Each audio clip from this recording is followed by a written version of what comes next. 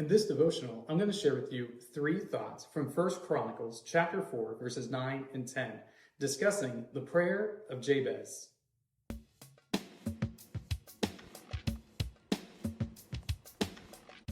1 Chronicles chapter 4, verses 9 and 10 says, Jabez was more honorable than his brothers, and his mother called his name Jabez, saying, because I bore him in pain.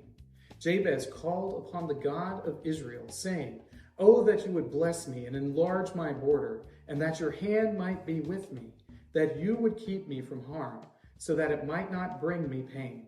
And God granted what he asked. I'm starting to show my age now, because a long time ago when I was in Bible college, the Prayer of Jabez was one of the books that was really popular. People were picking up this little book based on these couple of passages from 1 Chronicles and developing an entire system of prayer life around it.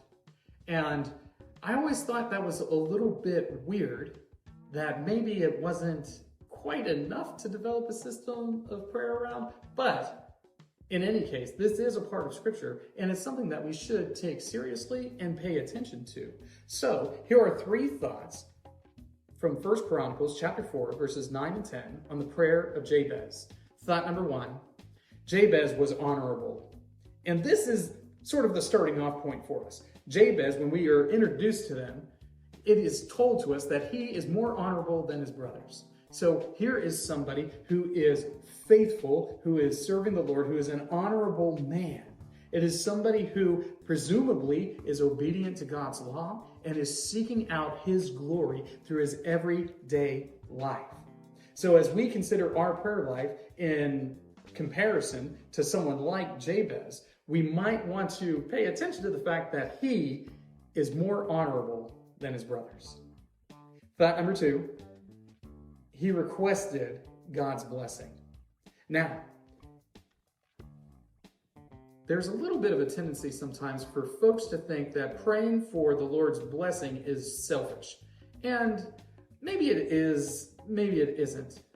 I don't think that there's anything wrong with praying to God and asking for his blessing, asking for him to provide for us, asking for him to keep us safe. I don't think there's anything wrong with that.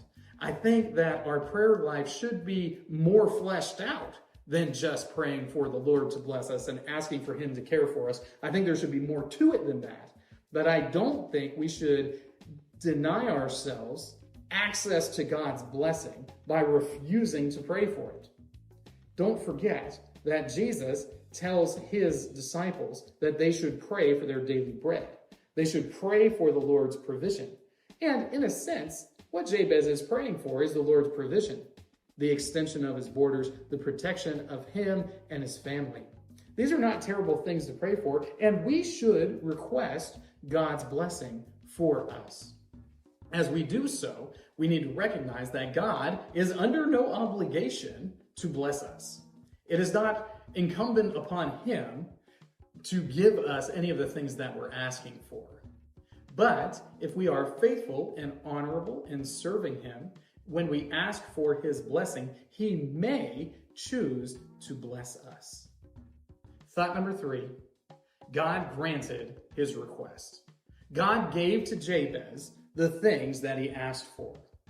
And this sort of reiterates the idea that we can ask for God's blessing and he may give it to us. He might just give us the things that we ask for so that he can be glorified among the nations. He might just care for us well so that others might see our faithfulness and equate it to the blessings and then be faithful themselves. Now, ideally, when people come to faith, they should do so because God himself is beautiful and glorious and valuable. But because he is also loving, he oftentimes cares for his people, protects them, keeps them safe, and works out good for them in the world. These 3 thoughts come to you from the assigned reading, 1 Chronicles chapters 1 through 4. If you'd like to read through the Bible with me, you can do so by joining the Facebook group Through the Bible, where we are reading the text of Scripture together.